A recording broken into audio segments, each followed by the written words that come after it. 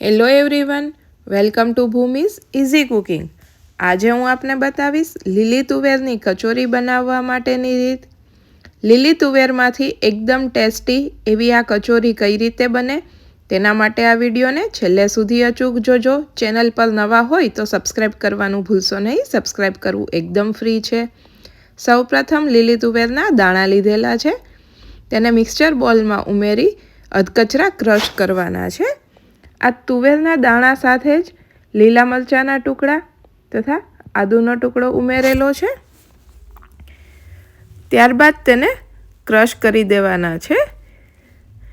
આ રીતે ક્રશ થઈ જાય તો હવે તેનો મસાલો તૈયાર કરવા માટે એક પેનની અંદર 2 ટેબલસ્પૂન જેટલું તેલ ગરમ કરવા માટે મૂકેલું છે। તેલ ગરમ થાય એટલે તેમાં જીરું ઉમેરેલું છે। ત્યારબાદ એમાં 1 ચમચી જેટલી હિંગ ઉમેરેલી છે। હવે તેમાં તૈયાર થયેલા તુવેર આદુ મરચાંની જે પેસ્ટ છે તે ઉમેરી દેવાની છે અને તેને આ રીતે મિક્સ કરી દેવાનું છે। ત્યારબાદ તેમાં સ્વાદ પ્રમાણે મસાલા ઉમેરવાના છે। મેં અહીં સ્વાદ પ્રમાણે મીઠું ઉમેરેલું છે। તેમાં ચટણીનો બિલકુલ ઉપયોગ નથી કરતા, આ રીતે લીલો મસાલો જ તૈયાર કરવાનો છે।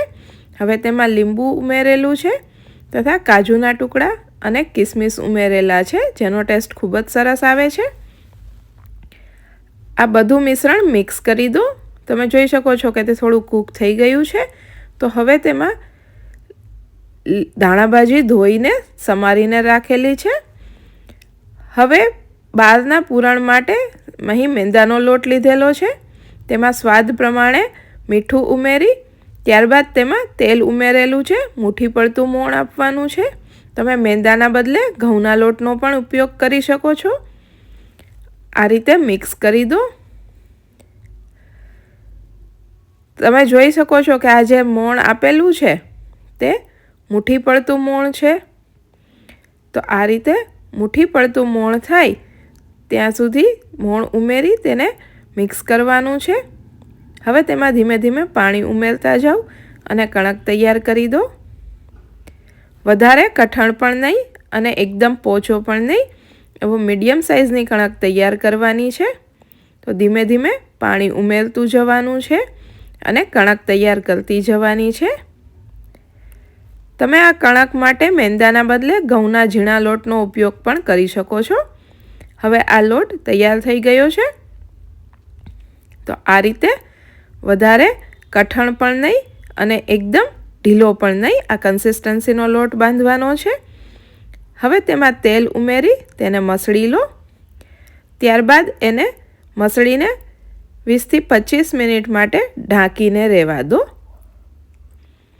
આ રીતે તમે મસળશો એટલે તે લોટ એકદમ જ કૂણો થઈ જશે। હવે 20 થી 25 મિનિટ પછી તેના લુવા બનાવી લો। હવે તેમાંથી નાની પૂરી બનાવી લેવાની છે।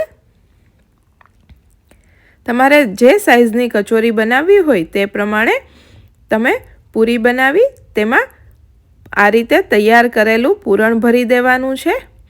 આના માટે જે મોલ્ડ આવે તેનો પણ તમે ઉપયોગ કરી શકો છો। આ રીતે કોર્નર પર થોડું પાણી લગાવી દો, જેથી કરીને તે ખુલશે નહીં, સારી રીતે ચોટી જશે એટલે તળવા ટાઈમે બિલકુલ ખુલશે નહીં। તો આ રીતે હળવા હાથથી અંદર એર ન રહે તે રીતે પ્રેસ કરીને કચોરી તૈયાર કરી દેવાની છે। તમે તૈયાર મોલ્ડ આવે તેનો પણ ઉપયોગ કરી શકો છો। તો આ રીતે બધી કચોરી તૈયાર કરી દો।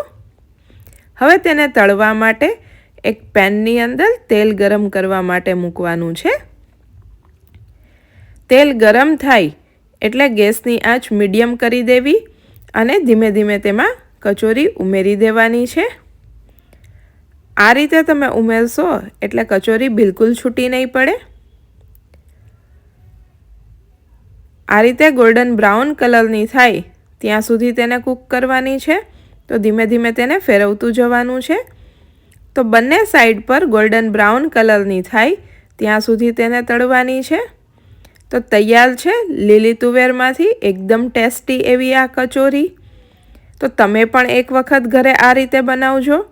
તેનો ટેસ્ટ તમને કેવો લાગે છે તે મને કમેન્ટ બોક્સમાં અચૂકથી જણાવજો. આ વિડીયોને લાઈક કરજો, તમારા ફ્રેન્ડ્સ, ફેમિલી મેમ્બર્સ અને રિલેટિવ્સ સાથે શેર કરજો અને ભૂમિઝ ઇઝી કુકિંગ ચેનલને સબસ્ક્રાઈબ કરજો. Thank you for watching my video.